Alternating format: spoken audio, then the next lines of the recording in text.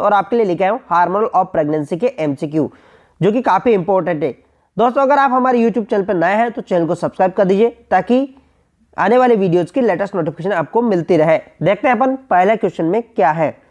यहाँ पर क्वेश्चन में पूछा है under influence of which hormone graafian follicle develop, किस हार्मोन के प्रभाव से ग्राफियन फॉलिकल बनता है? Oestrogen, progesterone, follicle stimulating hormone, luteinising hormone. तो यहाँ पर सही आंसर क्या है? यहाँ पे सही आंसर है वो है सी वाला, फॉलिकल स्टिमुलेटिंग हार्मोन। अगर एस्ट्रोजन की बात करें तो एस्ट्रोजन का क्या काम है? ये किसको काम करता है? ये जो ब्रेस्ट होता है, ब्रेस्ट के टिश्यू की हाइपरट्रोफी करता है। जो स्तन होता है उसके टिश्यू की हाइपरट्रोफी करता है, यानी ब्रेस्ट की साइज को ये बढ़ाता है और यूट्रस की साइज को ये बढ़ाता है।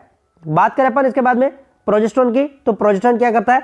ये भी गर्भाशय की साइज को, गर्भाशय या यूट्रस की साइज को ये बढ़ाता है और उसकी मसल्स की हाइपरट्रोफी करता है। बात करें अपन इसके बाद में ल्यूटेनाइजिंग हार्मोन, तो ये ओवुलेशन को करवाता है। किसको करवाता है? ये ओवुलेशन को करवाता है। लेकिन यहां पर जो फॉलिकल स्टिमुलेटिंग हार्मोन है, ये इसका काम क्या है? इसका काम है जो फॉलिकल्स होते हैं, ओवरी के अंदर जो फॉलिकल्स होते हैं, छोटे छोटे फॉलिकल्स होते हैं, उनको स्टिमुलेट कर क्या एग का निर्माण करना। जैसे ये फॉलिकल्स होते हैं, इनको स्टिमुलेट कर एग का निर्माण करना, ये काम है किसका? FSH का। और ये कहां से रिलीज होता है? कई बार क्वेश्चन पूछा जाता है। तो ये एंटीरियर पिट्यूटरी यानी कि अग्र पिट्यूटरी ग्रंथि से रिलीज होता है। कौन? FSH। ठीक है, चलते हैं नेक्स्ट क्वेश्चन की तरफ। यहां पर क्वेश्चन की बात करें अपन, क्वेश्चन में पूछा है the hormone which is necessary for the continuation of activity of follicle stimulating hormone. कौन सा हार्मोन फॉलिकल स्टिमुलेटिंग हार्मोन की निरंतरता गतिविधि के लिए आवश्यक है? Progesterone, oestrogen, luteinising hormone, thyroxine. तो कौन सा हार्मोन है? यहां पर सही आंसर क्या होगा? यहां पे सही आंसर है वो है एस्ट्रोजन हार्मोन। देखो एस्ट्रोजन हार्मोन की बात करें तो ये क्या होता है, मैं आपको यहां पर समझा देता हूं कि ये जो हार्मोन है, जो क्या होती है? कौन? ओवेरी होती है। ओवेरी के अंदर क्या होता है? छोटे छोटे फॉलिकल्स होते हैं, छोटे छोटे फॉलिकल्स होते हैं, छोटे छोटे फॉलिकल्स होते हैं। ये किससे बनते हैं? ये बनते हैं कि कौन सा हार्मोन की वजह से बनते हैं? FSH की वजह से। जब ये FSH की वजह से बनते हैं तो ये ओवम के पास में जो छोटे छोटे फॉलिकल्स हैं, इनसे बनता है एस्ट्रोजन। एस्ट्रोजन, ठीक है। तो इनके बीच में नेगेटिव पॉजिटिव फीडबैक चलता है। किसके बीच में? FSH एंड एस्ट्रोजन के बीच में। तो इसी वजह से कौन सा हार्मोन इसके लिए रेस्पॉन्सिबल है? एस्ट्रोजन हार्मोन इसके लिए रेस्पॉन्सिबल है। चलता है नेक्स्ट क्वेश्चन की तरफ। बात करें अपन इस क्वेश्चन की, during pregnancy the structure that act as a powerhouse of hormone production. गर्भावस्था के दौरान कौन सी संरचना मुख्य रूप से हार्मोन का निर्माण करती है? यहां पर क्वेश्चन में पूछा है मुख्य रूप से, यानी कि मैक्सिमम हार्मोन का निर्माण किससे होता है? Corpus luteum, placenta, uterus, breast. तो किससे होता है? यहां पे सही आंसर क्या होगा? यहां पे सही आंसर है वो है प्लेसेंटा।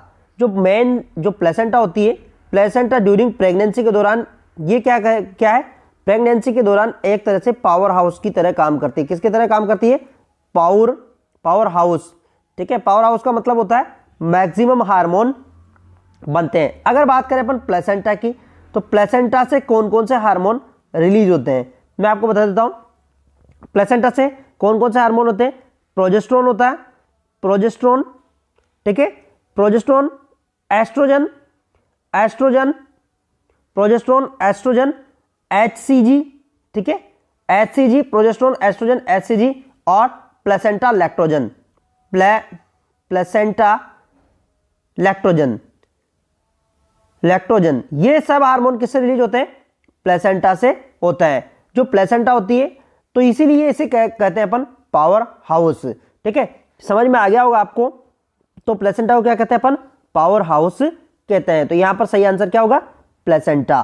ठीक है, प्लेसेंटा आप जानते होंगे, जहां पर यूट्रस से बेबी जुड़ा रहता है उस भाग को क्या कहते हैं अपन? प्लेसेंटा कहते हैं। चलते हैं नेक्स्ट क्वेश्चन की तरफ। यहां पर क्वेश्चन में क्या पूछा है? Which structure maintain pregnancy in early stage, प्रारंभ में कौन सी संरचना गर्भावस्था को बनाए रखता है? काफी इंपॉर्टेंट क्वेश्चन है, एग्जाम में पूछा जा सकता है कि प्रारंभ में कौन सी ऐसी स्ट्रक्चर है जो गर्भावस्था को बनाए रखती है? Corpus luteum, placenta, graafian follicle, breast. तो कौन सी स्ट्रक्चर है? यहां पे सही आंसर क्या होगा?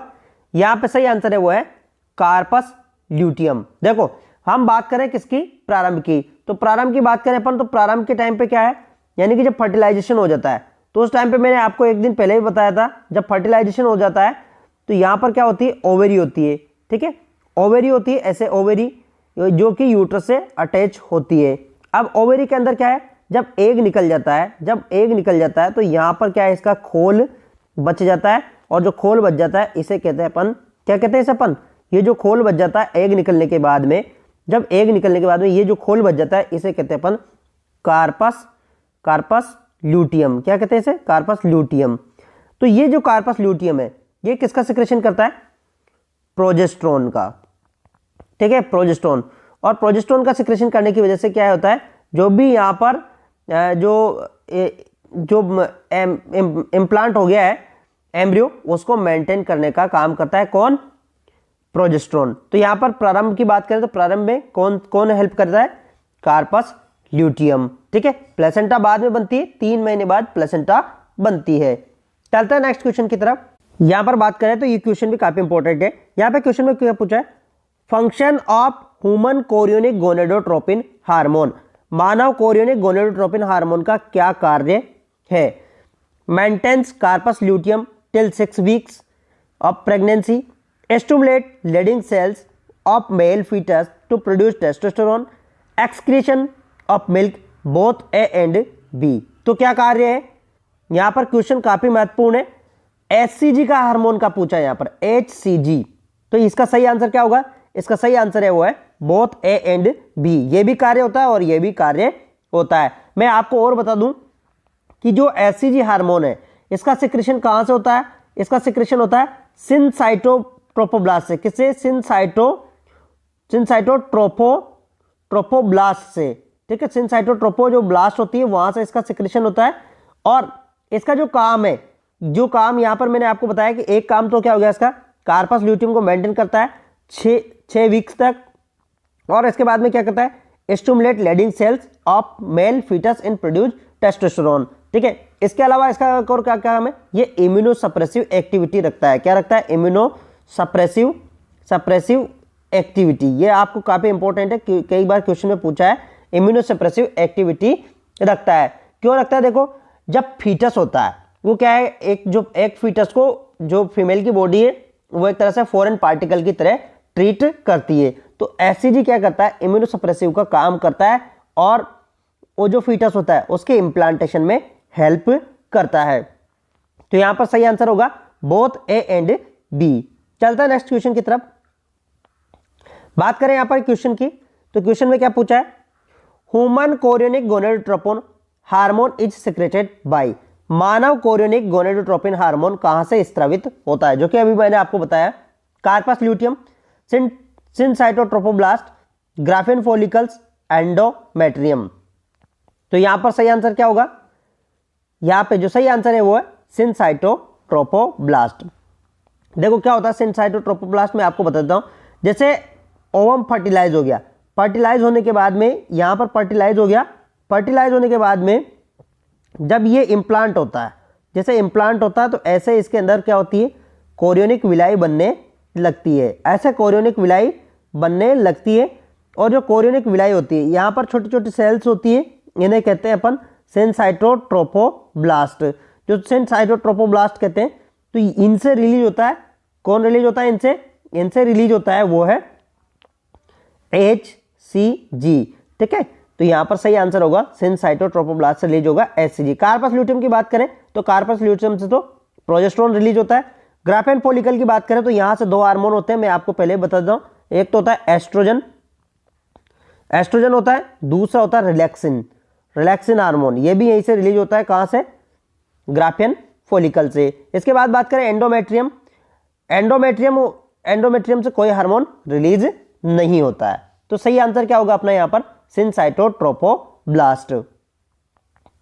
चलता है नेक्स्ट क्वेश्चन की बात करें अपन। Maximum level of HCG in urine, मूत्र में एचसीजी हार्मोन का अधिकतम स्तर कब रहता है? ये क्वेश्चन कई एग्जाम में पूछा गया है। 10 to 20 डेज ऑफ प्रेगनेंसी, 10 से 20 दिन, 6 to 7 month of pregnancy, 30 to 40 days of pregnancy, 60 to 70 days of pregnancy. तो कब रहता है? मैक्सिमम लेवल की बात कर रहे हैं यहां पर। किसकी बात करें अपन? मैक्सिमम लेवल की बात कर रहे हैं। तो यहां पर सही आंसर क्या होगा? यहां पे सही आंसर है वो है 60 to 70 डेज ऑफ प्रेगनेंसी। जो गर्भावस्था के 60 से 70 दिन होते हैं उस समय इसका मैक्सिमम लेवल होता है किसका? एचसीजी का। ठीक है, कई बार यह भी क्वेश्चन पूछा जाता है कि एचसीजी यूरिन से कब डिसअपीयर हो जाता है? डिलीवरी के बाद में। तो डिलीवरी के 14 दिन बाद ही यूरिन क्या है? यूरिन के अंदर से क्या है? एचसीजी का लेवल डिसअपीयर हो जाता है। ये क्वेश्चन कई बार पूछा जा चुका है। ठीक है, 14 दिन या फिर 2 वीक्स के बाद में। ये कब होता है? डिलीवरी के बाद में। अगर हम बात करें मैक्सिमम लेवल, तो मैक्सिमम लेवल होता है 60 से 70 दिन। चलता है नेक्स्ट क्वेश्चन की तरफ। यहां पर पूछा है क्वेश्चन में, HCG hormone can detect in urine post early fertilisation. काफी इंपॉर्टेंट क्वेश्चन है। सर्वप्रथम एचसीजी हार्मोन को फर्टिलाइजेशन के कितने समय बाद जांचा जा सकता है? ठीक है, बहुत ही महत्वपूर्ण क्वेश्चन है कि सर्वप्रथम सबसे पहले हम इसे कब जांचा जा सकता है? तो इसका सही आंसर क्या है? 8 to 9 days, 20 to 25 days, 2 to 3 month, 60 to 70 days. तो इसका सही आंसर क्या है? इसका जो सही आंसर है वो है 8 to 9 डेज। सर्वप्रथम अगर प्रेगनेंसी हो गई है तो प्रेगनेंसी के 8वें और 90 दिन पर, यानी कि हम बात करें इम्प्लांटेशन के 8वें और 90 दिन पर आप एचसीजी का टेस्ट कर सकते हैं। जो भी कार्ड स्ट्रिप जो टेस्ट होते हैं, ठीक है, जो प्रेगनेंसी के जो टेस्ट होते हैं वो सिर्फ सब टेस्ट के आधार पर होते हैं एचसीजी। ठीक है, जैसे प्रेगा न्यूज आते हैं और ये जितने भी जो टेस्ट होते हैं वो सब बेस होते हैं किसके ऊपर? एचसीजी हार्मोन के ऊपर। तो सही आंसर क्या है? 8 to 9 डेज। चलता है नेक्स्ट क्वेश्चन की बात करें अपन। ये भी काफी इंपॉर्टेंट क्वेश्चन है। During pregnancy hypertrophy and proliferation of ducts of breast are achieved by. गर्भावस्था के दौरान कौन सा हार्मोन स्तन की ग्रंथियों के आकार में वृद्धि करता है? ये इंपॉर्टेंट क्वेश्चन है, लगा लेना स्टार इसके ऊपर। Estrogen, progesterone, HCG, placental lactogen. तो कौन सा है यहां पर? यहां पे सही आंसर क्या होगा? यहां पे सही आंसर है वो है एस्ट्रोजन। एस्ट्रोजन हार्मोन क्या करता है? जो ब्रेस्ट होता है, ब्रेस्ट के अंदर क्या करता है? जो ब्रेस्ट होता है, ब्रेस्ट की जो मसल, जो ब्रेस्ट का जो मसल्स होती है, जो ब्रेस्ट की जो मसल्स होती है उनके अंदर क्या कराता है? ये हाइपरट्रोफी कराता है। जो ब्रेस्ट की जो मसल्स होती है उनके अंदर हाइपरट्रोफी कराता है, यानी कि एक तरह से उनकी साइज को ये, उनकी जो साइज होती है, ब्रेस्ट की जो साइज होती है उसको ये बढ़ाता है। कौन? एस्ट्रोजन। ठीक है, प्रेगनेंसी के दौरान जो ब्रेस्ट का जो साइज बढ़ता है उसके लिए रेस्पॉन्सिबल कौन है? एस्ट्रोजन। प्रोजेस्टेरोन क्या काम करता है? प्रोजेस्टेरोन जो यूट्रस की मसल्स होती है उनको थिकनेस को बढ़ाता है। ठीक है, बात करें अपन एचसीजी। एचसीजी जो होता है वो किसके लिए काम में आता है? मैंने अभी आपको बताया था। ये क्या काम करता है? एक तरह से इम्यूनोसप्रेसिव होता है। ये इम्प्लांटेशन में हेल्प करता है और प्रोजेस्टेरोन के लेवल को मेंटेन करने के लिए हेल्प करता है। चलता है नेक्स्ट क्वेश्चन की तरफ। बात करें यहां पर क्वेश्चन की, during pregnancy the hormone that synthesise myometrium to oxytocin prostaglandin. During pregnancy the hormone that sensitise the myometrium to oxytocin and prostaglandin. Question काफी इंपॉर्टेंट है।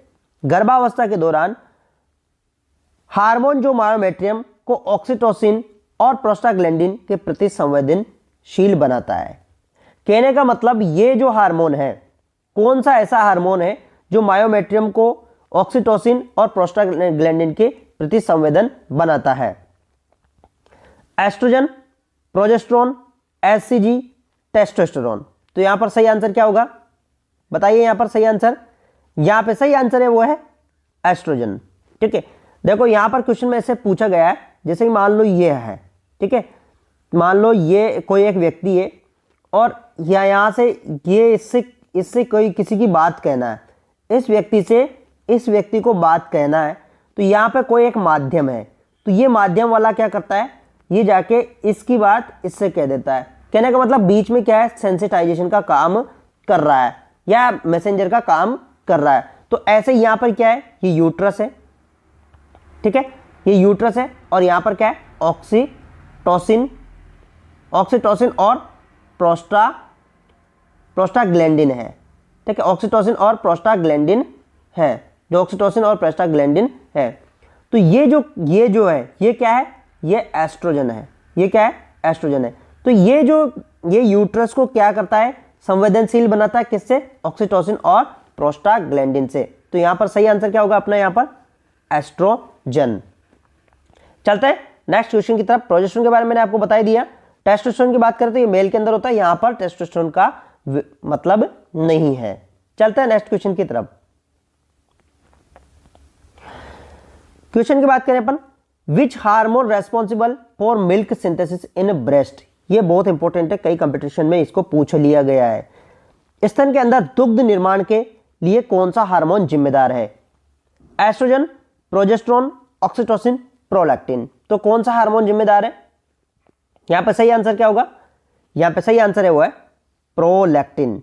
देखो यहां पर बात कर रहे हैं किसकी, निर्माण की, सिंथेसिस की,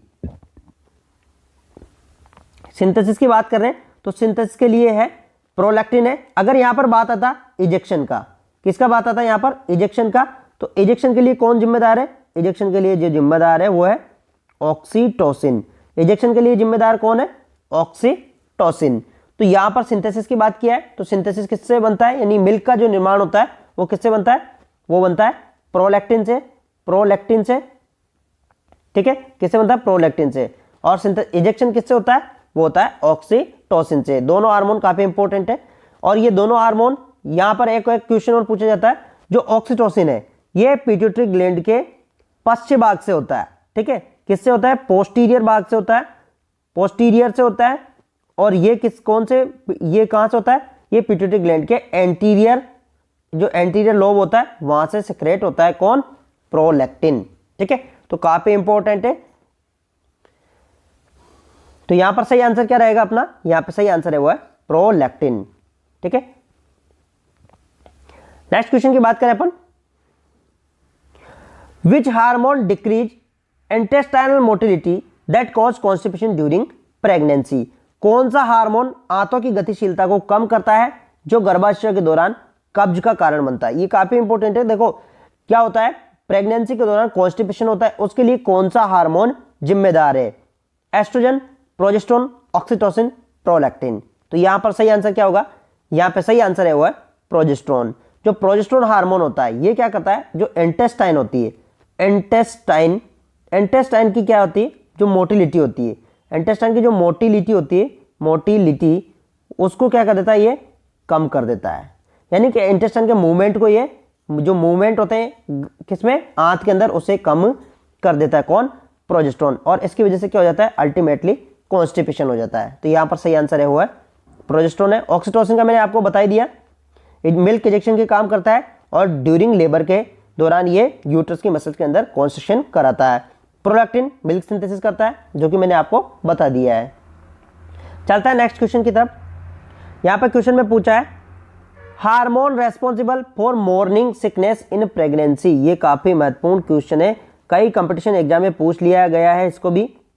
गर्भावस्था में सुबह की मिचली के लिए कौन सा हार्मोन जिम्मेदार है, oestrogen, progesterone, human chorionic gonadotropin, placental lactogen. तो कौन सा हार्मोन इसके लिए जिम्मेदार है, यहां पे सही आंसर है वो है ह्यूमन कोरियोनिक गोनेडोट्रोपिन। ये हार्मोन जिम्मेदार है। देखो मॉर्निंग सिकनेस आपने देखा होगा, जो जिनको प्रेगनेंसी कंसीव हो जाती है सुबह के टाइम उनको उल्टी होती है, उसके लिए किसकी वजह से होती है, वो ह्यूमन कोरियोनिक गोनेडोट्रोपिन। इस हार्मोन का लेवल जब ब्लड में रहता है तो इसकी वजह से क्या होता है, कार्बोहाइड्रेट जो होता है, कार्बोहाइड्रेट का मेटाबॉलिज्म क्या हो जाता है, अल्टर्ड हो जाता है। और इसकी वजह से क्या होती है, कार्बोहाइड्रेट का मेटाबॉलिज्म अल्टर्ड होने की वजह से क्या होती है, वोमिटिंग, ठीक है, वोमिटिंग। तभी तो जो जिनको ज्यादा मॉर्निंग सिकनेस होता है तब उनको क्या बोला जाता है कि सुबह के टाइम पे आप ब्रेड या टोस्ट या फिर ब्रेड लेना चाहिए, ठीक है। तो यहां पर सही आंसर है वो अपना ह्यूमन कोरियोनिक गोनेडोट्रोपिन। तो यहां पर सही आंसर है अपना ह्यूमन कोरियोनिक गोनेडोट्रोपिन। तो थैंक यू दोस्तों, अगर आपको वीडियो पसंद आया है तो वीडियो को लाइक और शेयर और सब्सक्राइब जरूर कर दीजिएगा। अगर आप वीडियो में बने रहते हैं तो मैं आपको इसके बाद में मैं आपको समझा देता हूं कौन कौन से हार्मोन कहां से स्रावित होते हैं। हम बात कर रहे थे हार्मोन की, तो हार्मोन की अगर बात करें तो यहां पर एक तो होता है GnRH, ठीक है, GnRH। अगर इसकी बात करें कौन सा, GnRH। एक इसके बाद में जो है वो है FSH, एक है LH, एक नेक्स्ट एस्ट्रोजन, एस्ट्रोजन। नेक्स्ट की बात करें अपन, नेक्स्ट प्रोजेस्ट्रॉन, प्रोजेस्ट्रॉन। नेक्स्ट बात करें अपन, इसके बाद में प्रोजेस्ट्रॉन हो गया। नेक्स्ट HCG, नेक्स्ट जो है प्लेसेंटा, प्लेसेंटा लैक्टोजन। तो ये मोस्टली जो हार्मोन्स होते हैं, ये हार्मोन्स होते हैं किसके अंदर, ड्यूरिंग प्रेगनेंसी के दौरान। अब मैं आपको बताता हूँ, देखो क्या होता है, जो ब्रेन होता है, ब्रेन होता है, ब्रेन में होती है क्या होती है यहाँ पर, हाइपोथैलेमस, हाइपोथैलेमस। हाइपोथैलेमस क्या करती है, रिलीज करती है कौन से हार्मोन को, GnRH हार्मोन को। इसका नाम है गोनेडोट्रोपिन रिलीजिंग हार्मोन। क्या नाम है, गोनेडोट्रोपिन, ट्रोपिन रिलीजिंग हार्मोन। यह हार्मोन है गोनेडोट्रोपिन रिलीजिंग हार्मोन। यह हार्मोन क्या काम करता है, ये जो हार्मोन है ये काम करता है किसके ऊपर, ये काम करता है पिट्यूटरी ग्लैंड के ऊपर। जो पिट्यूटरी ग्लैंड होती है, पिट्यूटरी जो ग्लैंड होती है उसके ऊपर काम करता है, जो पिट्यूटरी ग्लैंड होती है उसके ऊपर काम करता है और वहां से रिलीज करवाता है किसको, FSH को। किसको रिलीज कराता है ये, FSH और LH को। अब मैं आपको बताता हूं FSH और LH कैसे काम करते हैं। तो FSH और LH की बात करें अपन, तो FSH और LH कैसे काम करते हैं इसके बारे में बात करें अपन, तो FSH क्या काम करता है, जो FSH होता है ये काम करता है किसके ऊपर, ओवेरी के ऊपर। किसके ऊपर काम करता है ये, ओवेरी के ऊपर, ठीक है, ओवेरी के ऊपर काम करता है। कैसे काम करता है कि जो ओवम्स होते हैं, ठीक है, जो ओवेरी होती है, ओवेरी के अंदर क्या होता है, यहाँ पर ऐसे मैं बता दूं आपको, यहाँ पर क्या होता है, छोटे छोटे फॉलिकल्स होते हैं। ओवेरी के अंदर क्या है कि ये ओवेरी का क्या है, यहाँ पर ओवेरी की बात करें तो ओवेरी का ये कॉर्टेक्स है, ठीक है, कॉर्टेक्स, और ये अंदर वाला हिस्सा है मेडुला। तो मेडुला के अंदर क्या होते हैं, छोटे छोटे ऐसे क्या होते हैं, फॉलिकल्स होते हैं, ऐसे छोटे छोटे फॉलिकल्स होते हैं। तो जो FSH होता है ये क्या करता है, इनको स्टिमुलेट करता है, किनको, छोटे छोटे फॉलिकल्स को, और क्या बनाता है यहाँ पर, ओवम बनाता है। किसको बनाता है ये, ओवम को बनाता है। जो ओवम होता है उसका निर्माण करता है कौन, FSH। जब आप ओवम का निर्माण हो जाता है तो उस टाइम पे क्या होता है, ओवम का निर्माण होने के बाद में क्या होता है, ओवम का जब निर्माण हो जाता है तो LH का सिक्रेशन होता है, और LH क्या काम करता है, जो ओवम होता है इसे रिलीज करवाता है। क्या करवाता है, इसे रिलीज करवाता है। ओवम को क्या करवाता है, ये रिलीज करवाता है। ऐसे ये ओवम है, यहां से रिलीज हो गया, ठीक है। तो ये दोनों जो हार्मोन है, बात करें पहले इंपॉर्टेंट बात ये कि दोनों हार्मोन है, पिट्यूटरी जो ग्लैंड होती है, ये पिट्यूटरी जो ग्रंथि होती है इसके एंटीरियर वाले पार्ट से रिलीज होते हैं। किससे होते हैं, ये अग्र वाले पार्ट से रिलीज होते हैं। ये काफी इंपॉर्टेंट क्वेश्चन है, कई बार यहाँ पर क्वेश्चन पूछा जाता है कि LH और FSH कहां से रिलीज होते हैं, तो ये LH और FSH जो पिट्यूटरी ग्रंथि के आगे वाले भाग से रिलीज होते हैं।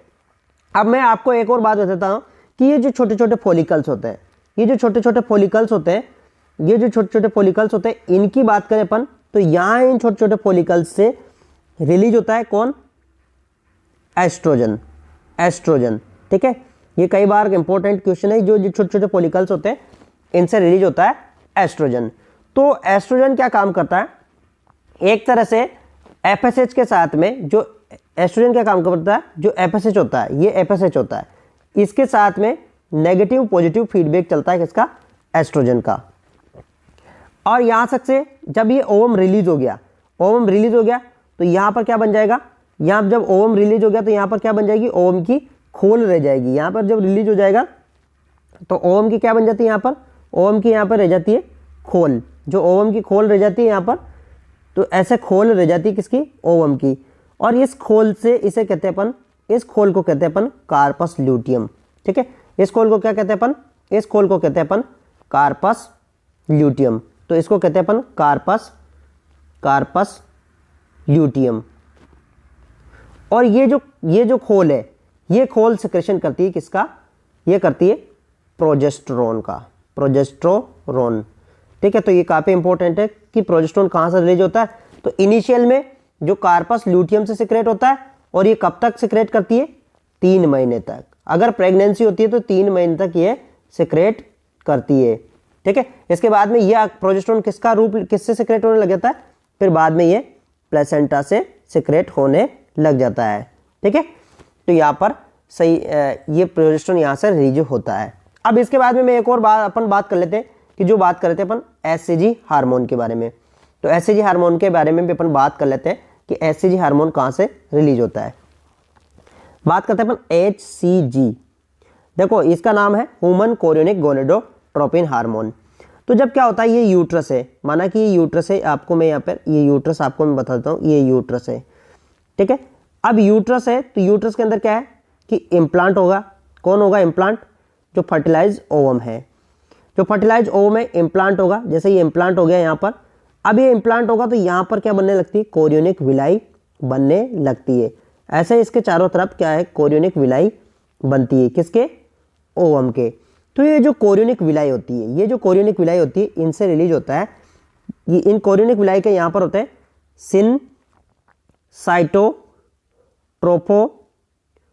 सिनसाइटोट्रोफोब्लास्ट। इनसे रिलीज होता है, क्या रिलीज होता है इनसे, HCG। ठीक है, HCG रिलीज होता है।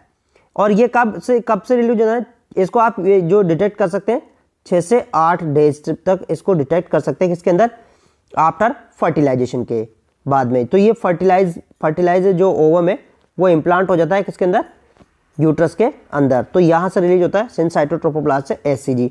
अब HCG का काम क्या है, कई बार क्वेश्चन पूछा जाता है कि HCG का काम क्या है। तो HCG का काम एक तो इम्यूनोसप्रेसिव है, क्या है, इम्यूनोसप्रेसिव। ठीक है, इम्यूनोसप्रेसिव का मतलब क्या है, जो उसको सप्रेस करता है, किसको सप्रेस करता है, क्योंकि जैसे ये फर्टिलाइज ओवम है तो इसको जो मदर का यूट्रस है इसे एक तरह से फॉरेन पार्टिकल की तरह ट्रीट करता है। तो ये क्या काम करता है, इम्यूनोसप्रेसिव की तरह काम करता है। तो ये एक तरह से इम्प्लांट हो जाता है। दूसरा अगर इसकी बात करें, इसके काम की बात करें अपन, तो इसका जो काम है वो, इसका जो एक और काम है वो है कि ये क्या काम करता है, जो मैंने अभी आपको बताया था कार्पस ल्यूटियम, जो कार्पस ल्यूटियम होती है उसकी हेल्प करता है किसमें, प्रोजेस्टेरोन के सिक्रेशन में। किसमें, प्रोजेस्टेरोन के सिक्रेशन में। कौन करता है हेल्प, HCG। ठीक है, तो ये काम करता है। इसके अलावा इम्प्लांटेशन में मैंने अभी आपको बता दिया, इम्प्लांटेशन में ये हेल्प करता है। ठीक है, इसके बाद में मैं आपको और बता देता हूँ प्रोजेस्टेरोन हार्मोन के बारे में, जो कि मैंने अभी आपको बता दिया था, लेकिन फिर भी इसके बारे में मैं आपको बता देता हूँ प्रोजेस्टेरोन हार्मोन के बारे में।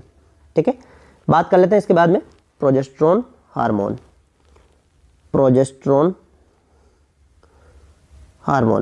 ये जो प्रोजेस्टेरोन हार्मोन है, ये इसका सिक्रेशन कहाँ से होता है, देखो इनिशियल में तो कहाँ से होता है, कार्पस ल्यूटियम से। ठीक है, इसके बाद में इसका सिक्रेशन कहाँ से होता है, प्लेसेंटा से। अगर प्रेग्नेंट हो गया तो किससे होता है, प्लेसेंटा से। पहले तो कार्पस ल्यूटियम से होता है, फिर प्लेसेंटा से होता है। इसका काम क्या है, इसका काम है जो यूट्रस जो होता है, यूट्रस की जो मसल्स होती है, उसको क्या कराता है, हाइपरट्रॉफी। ठीक है, हाइपरट्रॉफी कराता है, कौन, यूट्रस की मसल को। लेकिन यूट्रस की जो मसल्स होती है, मुख्य रूप से जो हाइपरट्रॉफी कराता है यानी कि मेन जो हाइपरट्रॉफी कराता है वो कौन है, वो है एस्ट्रोजन। लेकिन ये भी क्या हेल्प करता है, हाइपरट्रॉफी में हेल्प करता है। तो यहाँ पर कई बार क्वेश्चन पूछा जाता है कि प्रोजेस्टेरोन का काम में क्या है। ठीक है, और इसकी वजह से क्या होता है, इसकी वजह से एक्सेसिव सिक्रेशन होने की वजह से क्या होता है, प्रेगनेंसी के अंदर कॉन्स्टिपेशन होता है। ये भी क्वेश्चन कई बार पूछा गया है, कॉन्स्टिपेशन होता है। तो कॉन्स्टिपेशन के लिए कौन हार्मोन जिम्मेदार है, वो है प्रोजेस्टेरोन। ठीक है, प्रोजेस्टेरोन की वजह से क्या होता है, कॉन्स्टिपेशन होता है। क्यों होता है, क्योंकि ये जो प्रोजेस्टेरोन हार्मोन है ये क्या काम करता है, जो इंटेस्टाइन है, जो इंटेस्टाइन है, इंटेस्टाइन की मोटिलिटी को कम कर देता है। जो इंटेस्टाइन है उसकी गतिविधि को कम कर देता है, मोटिलिटी को ये कम कर देता है। ठीक है, डिक्रीज कर देता है। इसकी वजह से क्या होता है, कॉन्स्टिपेशन होता है, कॉन्स्टिपेशन होता है। तो ये आप यहाँ पर आप देख लीजिएगा, ये हार्मोन काफ़ी इंपॉर्टेंट है जो कि कई बार एग्जाम में पूछे जाते हैं। मैं एक बार आपको रिव्यू करवा देता हूँ। सबसे पहले अपन चलते हैं, देख लेते हैं अपन। सबसे पहले मैं आपको रिव्यू करा देता हूँ यहाँ से। अभी जो हार्मोन की बात की अपन ने, तो हार्मोन कहाँ से सिक्रेट होता है, ब्रेन में, हाइपोथैलेमस से जीएनआरएच होता है। जीएनआरएच यानी गोनाडोट्रोपिन हार्मोन होता है और ये पिट्यूटरी ग्लैंड के ऊपर कार्य करता है। और पिट्यूटरी ग्लैंड के एंटीरियर भागों से कौन कौन सा होता है, एलएच और एफएसएच होता है। और ये यहाँ पर फिर प्रोजेस्टेरोन होता है और ये फिर एचसीजी का सेक्रेशन साइटोट्रोफोब्लास्ट होता है। तो आप इसको एक बार देख लीजिए। ठीक है, तो थैंक यू दोस्तों। वीडियो अगर आपको पसंद आया तो वीडियो को लाइक और शेयर और सब्सक्राइब जरूर कर दीजिएगा।